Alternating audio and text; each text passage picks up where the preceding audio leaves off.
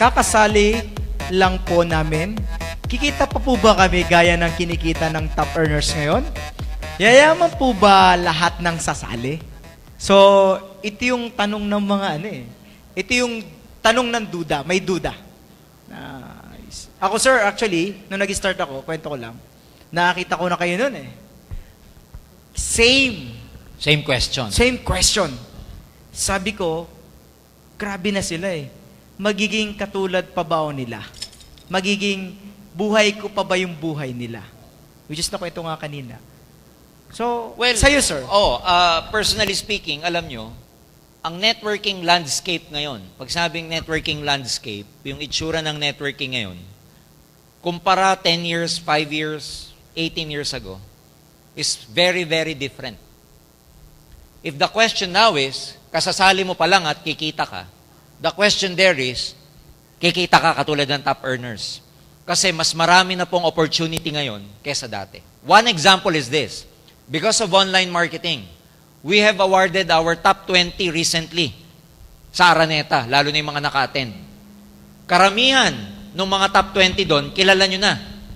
Pero meron hong top 20 na out of nowhere, biglang napasama sa top 20. Na hindi kilala, hindi sikat. Sir, bata, first time, new blood. Tsaka yung isa, matanda. Yung isang matandang-matanda na nasa top 20, meron din siyang anak niya yun, pero alam niyo ba't nila nagawa yun? Nalagpasan nila marami pang mga earners kumpara sa kanila, na kabago-bago pa lang kumpara sa mga pioneers. Nagawa nila yon because of their market, yung online marketing.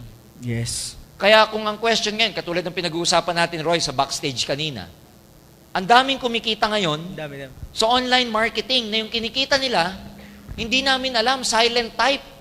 Kinikita nila ang lalaki.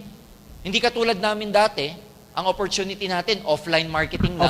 Offline. Mano-mano, prospecting, walang internet, walang FB. Ngayon, because of these facilities na available, maraming mga bagong distributors, tatalunin nila yung mga top earners ng AIM Global. Because of that. Because of this new technology. Yeah. For me Hindi lang naman, yan. sa akin naman sir, ang ano ko dito, oo. Kasi may binuksan na malaking gate na market para sa mga katulad nilang bago.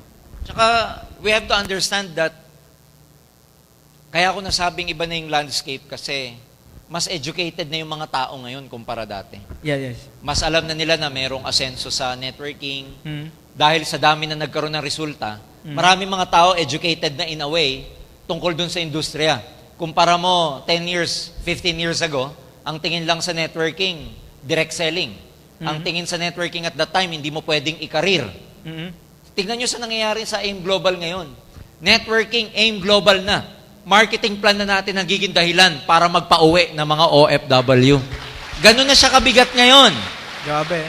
Hindi na siya pwedeng gawing part-time, hindi lang siya pwedeng gawing full-time, pwede na siyang makapagpa-uwi ng OFW. Yes, sir. Can you imagine being an OFW, ano lang ang magko-compel sa'yo para umuwi? Sige nga.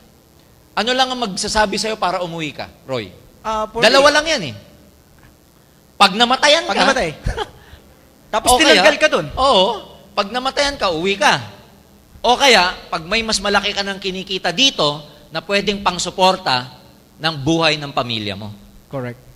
And because AIM Global, ladies and gentlemen, can make these OFWs go home, it's just a sign, a very concrete sign, na yung marketing plan natin ganong katibay, pwede nang magpa-uwi ng mga OFW. Kayo, Roy, 8 years ago, market nyo, Pilipinas lang. Actually, sir, Manila lang. Ila lang. Kayong bagong sasali, ang market nyo, 6 billion katao sa buong mundo. Malaki yung, Tatalunin. Alam mo kung may mas yung magsisipag pie market lang, nila, sir, mas lumaki. mas lumaki. In a way, mas dumali pa nga Oo, mas Kasi, lumali. Tayo dati, ang hataw lang natin sa labas. Ngayon, humataw na sila sa labas, pag-uwi, hataw pa. Sir, Sa malaki yung internet. communication kasi Oo. masyadong nabuksan Yeah. Yung masyadong, Totoo. paano ba na-explain yun? Before, ang communication lang, telepono, Telepono. text, yun lang Ngayon, Iba-iba na. iba na. So, if the question there, myth sa networking yung una-unahan ng kumikita. Matagal na pong ano yan, myth, hindi totoo. Matagal nang hindi totoo sa networking yung pag nauna ka, hindi ka na pwedeng lagpasan ng mga nahuli. But let me tell you this, because of the technology and the market all over the world, maraming mga sisibol na new distributors na out of nowhere, bigla nilang tatalunin yung mga top earners natin. And who knows, baka yung susunod na tatalo kay Joseph Lim o kay Roy Saldua, audience natin ngayon nandito. Hindi mo masasabi yan. Ituro nyo. Ganito. Hindi man nandito Roy, pero baka sa grupo nila down the line in the future, Yes. dun manggaling ang susunod na Roy Zaldua. Yeah. Tapos yung nakakaparod ng video. Baka doon. Diba? Kaya you never know. Kaya mga kaibigan, ano yan, katulad ng mga matatagal ng networking, 50 years old na mga networking na. May mga networking pong 50 years old na, kalahating century. Pero magugulat kayo, may mga new distributors sila na kumikita pa rin kahit na lumang-luma na yung kumpanya Yung nila. mga na-meet natin, sir, sa Amerika. Thailand. Oo. Sa Amerika, sa Thailand, yung mga na-meet natin, ang tatagal ng networkers Tatanda na mga na, yun. no? Oo. Nakakagulat nga, gulat na gulat sila kasi sabi nila sa amin, yung mga new generation na networkers ngayon, ang laki ng lamang sa kanilang mga old generation networkers. Tama. Mas malaki na yung kikitain ng new generation kesa sa old generation. Yung second na question niya, yayaman po ba lahat ng sasali? That's the sad part. Because hindi lahat yayaman. Because hindi lahat magtutuloy. Hindi lahat may commitment. Yes, sir. Hindi lahat pag nahirapan, tuloy pa rin. Most people, pag nahirapan, nagkukwit. Most people, naiinip. Most people, napapagod. Most people, hindi matagalan ng frustration, challenges, and obstacle. Kaya, I dare to tell you, hindi po lahat ng sasali, yayaman. Ang yayaman lang ho talaga dito, yung tsatsagain talaga siya, hindi mag-give up, hindi magpapadala sa discouragement, hindi magpapadala sa frustration, yung tutuloy against the odd, at hindi magsasawa sa kakarecruit, at kakarecruit. Saka, sir, ang yayaman, yung pumapalakpak. Ay, syempre. Saka sumisigaw. Nang malakas! Nang mas malakas! Yayaman lahat. Yan. Walang question, yayaman. Yayaman. Yayaman lahat. Lahat. Malakas eh. Okay? Alright. So, ako may dadagdag lang ako doon. Kasi sir, tinan mo ngayon ang 5 years old na marunong mag-Facebook. May kakilala lang mga iba-ibang lahi. Yun na lang eh. Yung, dati, pag 10 years old ka noon, ang kilala mo lang yung kabarangay mo o pinsan mo. Hanggang doon lang. Oh. Pero ngayon, pag 10 years old ka ngayon, dahil may kadota ka, minsan, mga pamangkin ko minsan may kakilala taga Singapore. Oh. So yun lang yun Ang mga bagong generation ngayon, yung mas marami ng kakilala dahil nga sa internet. Totoo. Kaya, grabe ang potential ngayon, Grabe ang Roy. potential. Oo. Lagi nating sinasabi yung mga bagong join sa networking, ang swerte nyo kasi kami, para matuto kami nung araw, bibili pa kami ng libro sa National Bookstore. Kayo, may YouTube na. Free. May Google. Lahat mapapanood ninyo. Kaya, Download, audiobooks, libre. andito na lahat. Tamad na lang kasi, yun na lang eh. Kaya hindi yaman, ayaw makinig.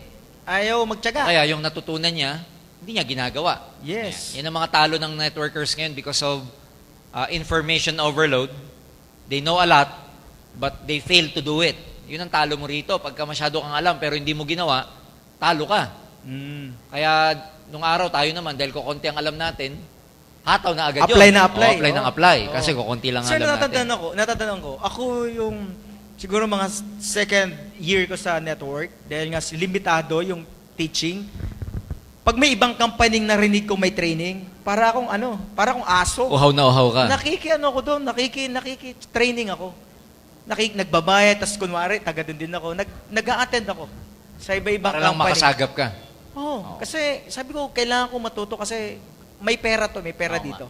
May Kaya pera. nga, if you paid today only a meager amount of 100 pesos and you will, ang binabayaran nyo naman dito yung hindi yung information na natututunan eh.